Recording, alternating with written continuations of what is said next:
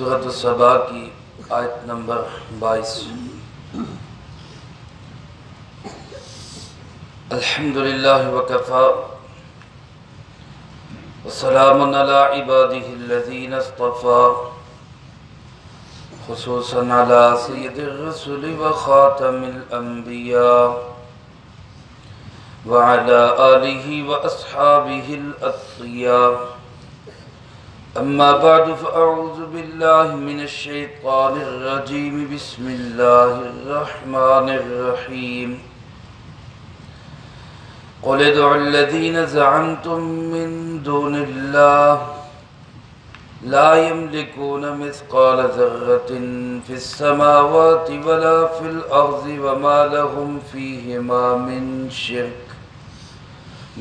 شرك وما له منهم من ظهير ولا تنفع الشفاعة عنده إلا لمن أذن له حتى إذا فزع عن قلوبهم قالوا ماذا قال ربكم قالوا الحق وهو العلي الكبير۔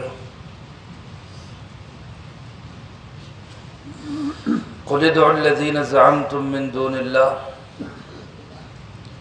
اے پاک پیغمبر صلی اللہ علیہ وسلم آپ ان سے فرما دیجئے پکارو ان کو زعمتم من دون اللہ جن کے متعلق تمہارا خیال ہے کہ وہ معبود ہیں اللہ کے علاوہ۔ لا یملکون مثقال ذرہ، وہ مالک نہیں ہیں ایک ذرے کے برابر بھی، فی السماوات ولا فی الارض، آسمانوں میں اور نہ ہی زمین میں، وما لهم فیہما من شرک، اور نہ ہی ان کے لیے کوئی شراکت داری ہے، وما له منہم من ظہیر، اور نہ ہی ان میں سے کوئی اس اللہ کا مددگار ہے، ولا تنفع الشفاعة عنده، اور کوئی کام نہیں آئے گی سفارش اس اللہ کے سامنے، الا لمن اذن له، مگر اسی شخص کے لیے جس کے لیے اس کی طرف سے اجازت ہوگی۔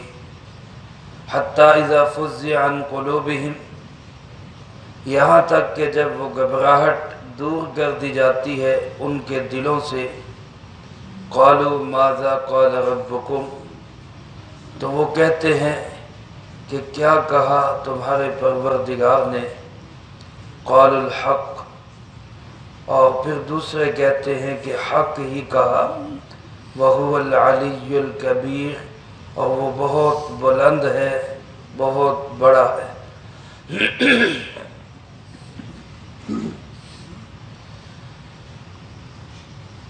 مکی صورتوں کا ایک سب سے مرکزی موضوع اور بڑا مضمون اللہ کی توحید ہوتا ہے۔ اسلام کا سب سے بنیادی پہلا بنیاد اور ایک بہت اہم عقیدہ ہے عقیدہ توحید۔ اللہ کے فضل و کرم سے الحمدللہ میرا آپ کا ہر مسلمان کا یہ عقیدہ ہے اور ہونا چاہیے کہ اللہ ایک ہے، اس کا کوئی ساجی اور شریک نہیں ہے۔ میرے محترم دوستو، دنیا کے اندر اس زمانے میں بھی جس زمانے میں قرآن کریم نازل ہو رہا تھا پیارے آقا جناب محمد کریم خاتم النبیین صلی اللہ علیہ وسلم کے قلب اطہر پر، اور اس کے بعد بھی اور آج تک بہت سے لوگ ایسے دنیا میں ہیں اور رہیں گے جو اللہ کے ساتھ شرک کرتے ہیں۔ باطل ہے، باطل نے بھی رہنا ہے، حق نے بھی رہنا ہے۔ حق و باطل کا یہ مارکا موت تک چلنا ہے، قیامت تک چلنا ہے، اور اسی میں اپنے آپ کو بچا کے حق کے ساتھ جوڑ کے دنیا سے جانا، یہی کامیابی۔ شرک کی دنیا کے اندر مختلف صورتیں ہیں۔ حضرت امام شاہ ولی اللہ رحمۃ اللہ علیہ نے لکھا ہے کہ کچھ لوگ تو ایسے ہیں جو اللہ رب العزت کے ساتھ خالق ہونے میں دوسروں کو شریک سمجھتے ہیں۔ یہ بہت کم لوگ ہیں جن کا عقیدہ یہ ہو کہ خالق کوئی اور بھی ہے، ورنہ اکثر مشرکوں کا عقیدہ بھی یہ ہوتا ہے کہ خالق صرف کون ہے؟ اللہ۔ اس کے بعد دوسرے درجے میں پھر اس سے کچھ زیادہ لوگ ہیں جو یہ سمجھتے ہیں کہ خالق تو صرف اللہ ہی ہے لیکن مالک کوئی اور بھی ہے، اللہ بھی ہے دوسرے بھی مالک ہے۔ پھر ان سے بھی زیادہ وہ لوگ ہیں جو کہتے ہیں کہ نہیں جی نہیں، خالق بھی اللہ ہی ہے، مالک بھی اللہ ہی ہے، لیکن کام چلانے کے اندر، تدبیر کے اندر دوسرے بھی شریک ہیں۔ اور پھر اس سے بھی زیادہ چوتھے نمبر پہ کچھ لوگ ایسے ہیں جو کہتے ہیں کہ نہیں جی، خالق بھی اللہ ہی ہے، مالک بھی اللہ ہی ہے، کام بھی صرف وہی چلاتا ہے، لیکن کچھ لوگ ایسے ہیں جن کی اللہ موڑ نہیں سکتا، اللہ مجبور ہو جاتا ہے۔ یہ چاروں درجے شرک کے ہیں۔ اللہ ہم سب کو ان چاروں درجوں سے محفوظ رکھے۔ ان آیات مبارکہ میں اللہ رب العالمین نے انہی چاروں درجوں کی تردید فرمائی۔ چنانچہ اللہ پاک نے اپنے پاک پیغمبر جناب محمد کریم خاتم النبیین صلی اللہ علیہ وسلم کو مخاطب بنا کے فرمایا، میرے محبوب آپ ان سے کہیں ادعوا الذین زعمتم من دون اللہ، بلاؤ ان کو جن کو تم سمجھتے ہو کہ یہ بھی اللہ کے علاوہ معبود ہے۔ یہ پہلے درجے کی ترتیب ہے، تم جن کو سمجھتے ہو یہ بھی معبود ہے، اب بلاؤ ان کو، پکارو ان کو، آواز دو، کیا وہ تمہاری پکار کا جواب دیتے؟ عرب کے لوگ کوئی لات کی پوجا کرتا، کوئی منات کی پوجا کرتا، کوئی عزا کی پوجا کرتا، کوئی اور بت بنائے ہوئے خود اپنے ہاتھوں سے گھڑے ہوئے، اور ان کو کہتے کہ یہ بھی اسی طرح اللہ ہے، اسی طرح معبود ہے جیسے اللہ معبود ہے۔ اللہ نے فرمایا میرے محبوب آپ ان سے کہیں، بلاؤ نا ان کو، ان سے کہو کہ ہمیں کھانا دو، ان سے کہو ہماری ضرورتیں پوری کرو، ان سے کہو ہمارے مسئلے حل کرو۔ تو یہ بات سمجھ لیں، جان لیں، یقین کر لیں کہ کھلانے والا بھی صرف کون ہے اور پلانے والا بھی صرف کون ہے، اور تمام ضرورتیں پوری کرنے والا بھی صرف کون ہے؟ مشکل کشا، حاجت روا، بگڑی بنانے والا، مسئلے حل کرنے والا، عزت و ذلت کا مالک، عروج و زوال کا مالک۔ کسی کو بیٹیاں دے، کسی کو بیٹے دے، کسی کو دونوں دے، کسی کو کچھ نہ دے، یہ اختیارات صرف کس کے ہاتھ میں ہے؟ اللہ کے ہاتھ میں۔ اگر نہیں مانتے تو پکار کے دیکھ لو، بلا لو۔ میرے محترم دوستو، حضرت سیدنا ابراہیم علیہ السلام نے نمرود کو دعوت دی، بادشاہ وقت تھا، مشرکوں کا سرگنا تھا۔ حضرت ابراہیم علیہ السلام نے اس کو دعوت توحید دی، تو اس نے پوچھا تمہارا رب کون ہے؟ کیا کرتا ہے تمہارا رب؟ حضرت ابراہیم علیہ السلام نے فرمایا ربی الذی یحیی و یمیت، میرا پروردگار وہ ہے جو زندگی بھی دیتا ہے، جو موت بھی دیتا ہے۔ زندگی بھی کس کے ہاتھ میں ہے؟ اللہ کے، اور موت بھی کس کے ہاتھ میں؟ اپنی مرضی سے نہ آئے ہیں، نہ اپنی مرضی سے مر سکتے ہیں۔ ہمارا آنا بھی اللہ کی مرضی سے، ہمارا جانا بھی اللہ کی مرضی۔ تو درمیان میں یہ جو تھوڑا سا عرصہ ہے، یہ بھی کس طرح ہو جائے؟ اللہ کی مرضی کے مطابق۔ اگر یہ بھی ہو جائے گا تو کام بن جائے گا۔ اگر جانا اللہ کی مرضی سے، آنا اللہ کی مرضی سے، درمیان میں ہم اپنی مرضی چلائیں گے تو ہماری آخرت بگڑ جائے گی۔ سبحان حضرت ابراہیم علیہ السلام نے جب یہ کہا تو کہنے لگا یہ تو میں بھی کر سکتا ہوں، میں بھی زندگی دے سکتا ہوں، میں بھی موت دے سکتا ہوں۔ چنانچہ بادشاہ تھا، ایک بے گناہ آدمی کو منگوایا، بلوایا اور اس کو قتل کروا دیا۔ کہنے لگا یہ دیکھو میں نے موت دے دی اس کو۔ اور پھر ایک مجرم کو جو سزائے موت کا قیدی تھا اس کو بلوا کے اس کو رہائی دے دی۔ کہنے لگا دیکھو اس کی موت آئی تھی، میں نے اس کو زندگی دے دی۔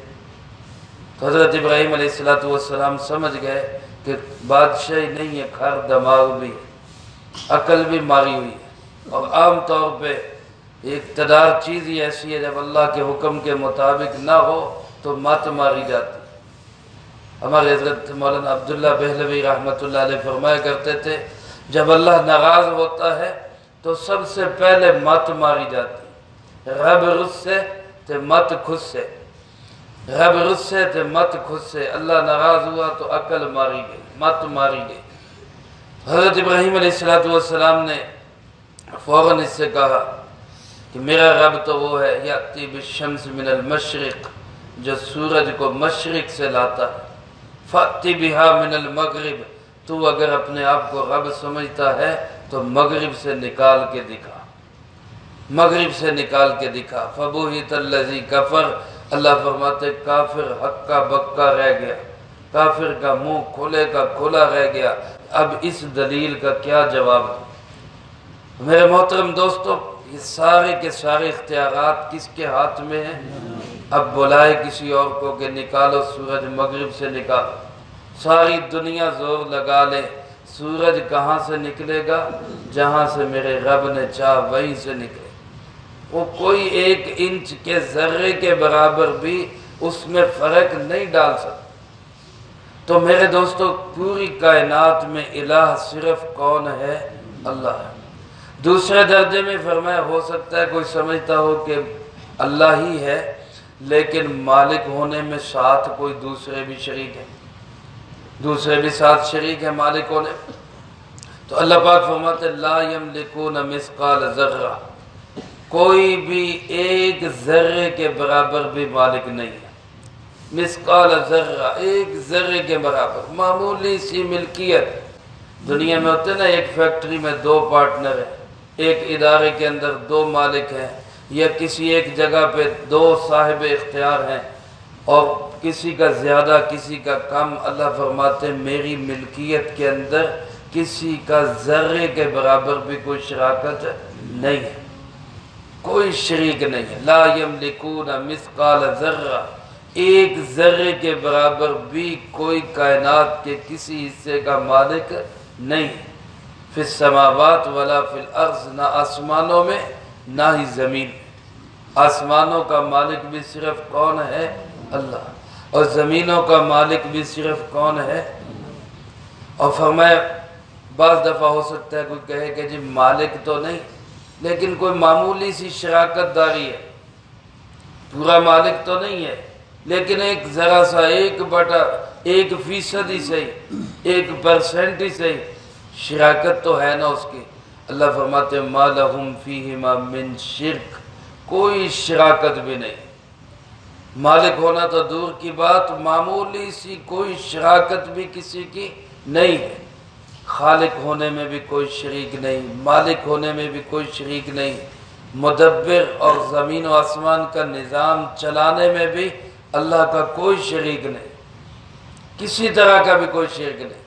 اور فرمایا وَمَا لَهُ مِنْهُمْ مِنْ ظَهِيرٍ، چوتھے درجے میں کوئی سمجھ سکتا ہے کہ چلو شراکت نہیں ہے، مالک نہیں ہے، حصے دار نہیں ہے، کوئی ہو سکتا ہے اللہ کا مددگار ہی ہو، کسی کام کے اندر اللہ کی مدد ہی کی ہو۔ اللہ فرماتے مَا لَهُ مِنْهُمْ مِنْ ظَهِيرٍ، ان کوئی بھی اللہ کا مددگار نہیں، کوئی بھی اللہ کا مددگار۔ آسمان اکیلے اللہ نے بنائے، زمینیں اکیلے اللہ نے بنائی، پہاڑ اکیلے اللہ نے بنائے، پوری کائنات کا سسٹم آسمانوں سے اوپر زمین کے نیچے صرف اور صرف کس نے بنایا؟ اکیلے اللہ نے بنایا، کوئی ساجی نہیں، کوئی مالک نہیں، کسی کی معمولی سی شرکت نہیں، کوئی اللہ کا معاون و مددگار نہیں ہے۔ میرے محترم دوستو، یہ عقیدہ توحید قرآن کریم نے ہمیں سکھایا، یہ عقیدہ توحید اللہ رب العالمین کے محبوب پیغمبر جناب نبی کریم صلی اللہ علیہ وسلم نے ہمیں سکھایا۔ یہ کسی خاص طبقے کا عقیدہ نہیں ہے۔ لوگ بعض اوقات اس لیے آپس میں اختلافات کا شکار ہو جاتے ہیں کہ جناب یہ تو فلاں فرقے کا عقیدہ ہے۔ یہ فرقے کا عقیدہ نہیں، یہ قرآن کا بتلایا ہوا عقیدہ ہے، یہ رسول اللہ صلی اللہ علیہ وسلم کا بتلایا ہوا عقیدہ ہے۔ اللہ ایک ہے، اس کا کوئی ساجی اور شریک نہیں ہے۔ آپ بھی میرے ساتھ مل کے کہہ دیں، اللہ ایک ہے، اس کا کوئی ساجی اور شریک نہیں۔ دوسرا کلمہ جب ہم پڑھتے ہیں تو اس میں کیا پڑھتے ہیں؟ اشہد ان لا الہ الا اللہ وحدہ لا شریک لہ، میں گواہی دیتا ہوں کہ کوئی معبود نہیں اللہ کے سوا، وہ اکیلا ہے، اس کا کوئی شریک نہیں، لا شریک لہ۔ واشہد ان محمدا عبدہ ورسولہ، اور میں گواہی دیتا ہوں کہ حضرت محمد صلی اللہ علیہ وسلم اس کے بندے ہیں اور اس کے رسول ہیں۔ میرے محترم دوستو، یہ کلمہ شہادت ہے، یہ کلمہ توحید ہے، یہ کلمہ ہے جو شرک کی جڑیں کاٹتا ہے۔ ہمیں اللہ پاک نے یہ کلمہ نصیب فرمایا تو دنیا میں شرک کی جتنی صورتیں ہیں ہم ان ساری صورتوں سے بچنے کی کوشش کریں۔ ہم یہ عقیدہ رکھیں کہ پوری کائنات کا خالق بھی کون؟ اللہ۔ پوری کائنات کا مالک بھی صرف کون؟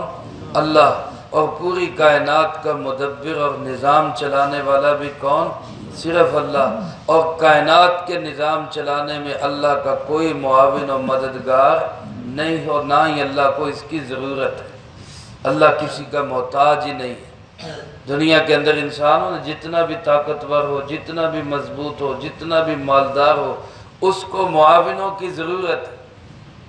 آج ایک آدمی بڑے سے بڑا رئیس اور امیر کبیر آدمی ہو، لیکن جوتا حاصل کرنے کے لیے اس کو جوتا بنانے والے کے پاس ہی جانا پڑے، وہیں سے جا کے لینا پڑے۔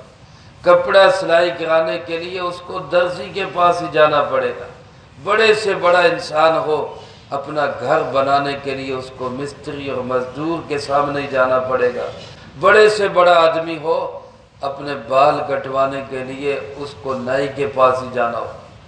کہتے ہیں کہ لڑکا بچے دو تھے آپس میں باتیں کر رہے، تیرا ابو کیا کرتا ہے؟ وہ کہتا ہے میرا ابو فلاں جگہ پہ ملازمت کرتا ہے۔ تیرا ابو کیا کرتا ہے؟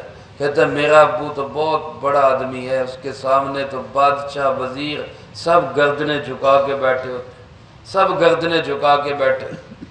تو اس نے کہا تیرا ابو کرتا کیا؟ کہتا ہے میرا ابو بال کاٹتا ہے، وہ نائی ہے، وہ بال کاٹتا ہے تو وہاں بادشاہ بھی گردن جھکا کے بیٹھا ہے، وہاں وزیر بھی گردن جھکا کے بیٹھا ہے۔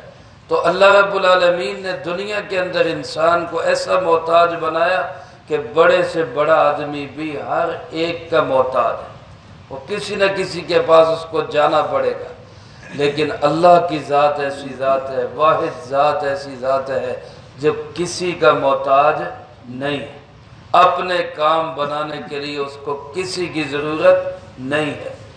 اللہ پاک فرماتے ہیں اللہ ان ساری صورتوں سے، شرک کی ان تمام شکلوں سے پاک۔ اچھا آخری درجے میں ایک شکل رہ جاتی کہ جی چلو ٹھیک ہے، مالک بھی نہیں ہے، خالق بھی نہیں ہے، مدبر بھی نہیں ہے، لیکن اللہ کے پیارے تو ہیں نا۔ تو جب اللہ کے پیارے ہیں تو سفارش کریں گے، اللہ کو ان کی ماننی پڑے گی، اللہ کے سامنے یہ مجبور ہو جائیں گے۔ تو یاد رکھیں یہ جو جبری سفارش کا عقیدہ ہے یہ بھی غلط ہے، یہ بھی غلط ہے۔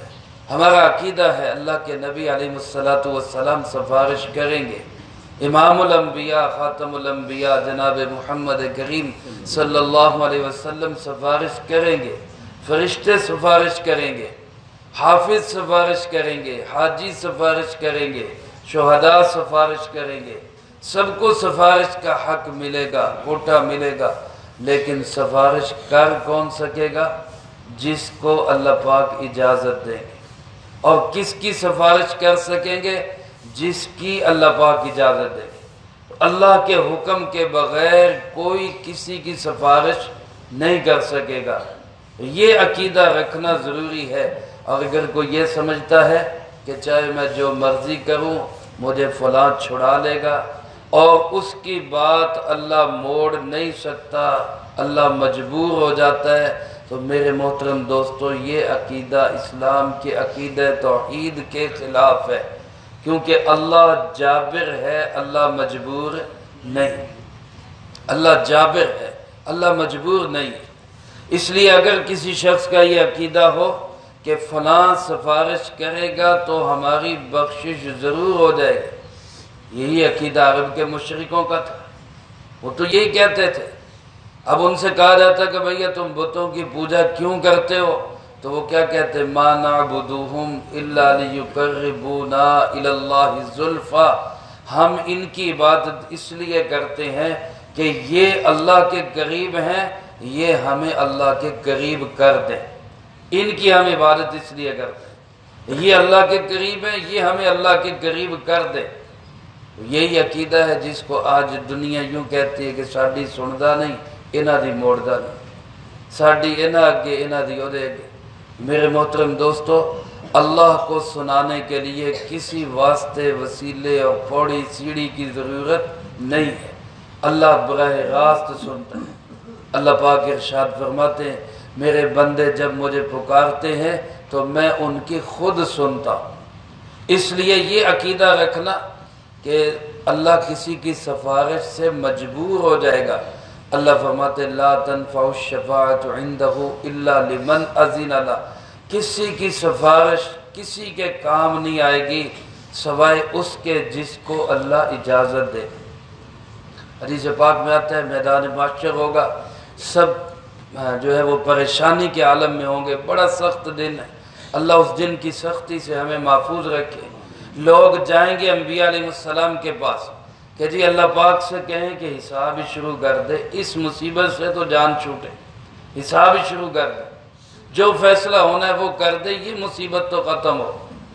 تو انبیاء علیہ السلام کے پاس جائیں گے، آدم علیہ السلام، نوح علیہ السلام، ابراہیم علیہ السلام، موسیٰ علیہ السلام، عیسیٰ علیہ السلام، سارے نبی معذرت کر لیں گے جی ہم نہیں کر سکتے، آج بڑا سخت دن ہے، اللہ بڑے جلال میں ہے، ہم نہیں کر سکتے، آگے جاؤ آگے جاؤ آگے جاؤ۔ مختصر کر رہا ہوں، حتیٰ کہ چلتے چلتے لوگ آئیں گے خاتم الانبیاء حبیب کبریا جناب محمد مصطفیٰ صلی اللہ علیہ وسلم کے پاس، آپ کے پاس حاضر ہوں جی آپ اللہ سے کہیں کہ جی اللہ حساب شروع کر۔ آپ نے فرمایا کہ میں اٹھوں گا اور میں سجدے میں گر جاؤں، اللہ کے سامنے سجدے میں گر جاؤں اور اللہ کی ایسی حمد و ثنا کروں گا کہ جو نہ اس سے پہلے کسی نے کی ہوگی نہ اس کے بعد کوئی کر سکے۔ اسی کو کہا گیا مقام محمود، جو ہم اذان کے بعد دعا میں کہتے ہیں وَبَعَثْهُ مَقَامًا مَحْمُودًا الَّذِي وَعَدْتَ، اے اللہ اپنے محبوب کو وہ مقام محمود دے دے جو جس کا آپ نے ان سے وعدہ کیا ہے۔ تو وہ مقام محمود یہی ہے، اللہ کے محبوب اللہ کے سامنے سجدہ ریز ہوں گے اور اللہ کی حمد و ثنا بیان کریں۔ اور کتنے سال لگیں گے؟ علامہ ابن کثیر رحمۃ اللہ علیہ نے لکھا 10 سال آپ کا یہ سجدہ جاری رہے، 10 سال، بعض نے اس سے بھی کم و بیش مدت لکھی، اتنا طویل سجدہ۔ اور اس کے بعد فرمایا کہ اللہ پاک ارشاد فرمائیں گے یا محمد ارفع رأسک سل تعطا واشفع تشفع، اے محمد صلی اللہ علیہ وسلم اپنا سر مبارک اٹھائیے، مانگیے کیا مانگتے ہیں آپ کو دیا جائے گا، سفارش کریں کس کی کرتے ہیں آپ کی سفارش قبول کی جائے گی۔ تو کس کی اجازت سے سفارش ہوگی؟ اللہ کی اجازت۔ جب تک اللہ کی اجازت نہیں ہوگی آپ سجدے میں سر رکھے رہیں گے، 10 سال بیت جائیں گے سجدے سے سر نہیں اٹھے گا۔ جب اللہ فرمائیں گے کہ ہاں جی اب سفارش کریں کس کی کرتے ہیں، آپ کی سفارش قبول کی جائے گی، تو پھر اللہ پاک کے ہاں سفارش ہو۔ اس لیے جب سب سے بڑی ہستی امام الانبیاء بغیر اجازت کے سفارش نہیں کر سکتے تو کسی اور کی کیا مجال ہے۔ اس لیے ہمیں اپنا عقیدہ درست کر لینا چاہیے اور ایسے اچھے اعمال اختیار کر لینے چاہیے کہ ہم سفارش کے مستحق بن جائیں۔ ایک بڑی عجیب حدیث ہے، میرے اور آپ کے لیے بہت بڑی حوصلہ افزا حدیث ہے، اور یہ وہ حدیث ہے کہ جب آپ روضہ ریاض الجنہ کے اندر داخل ہوں تو ریاض الجنہ کے دروازے پہ بھی یہ حدیث لکھی ہوئی ہے، جو ممبر کے ساتھ دروازہ ہے، ممبر رسول صلی اللہ علیہ وسلم کے ساتھ، اس دروازے پہ یہ حدیث لکھی ہوئی، بڑی ہمارے لیے بہت بڑی حوصلہ افزا ہے، اس امت کے گناہ گاروں کے لیے اللہ ایمان کی سلامتی نصیب فرمائے۔ وہ حدیث کیا ہے؟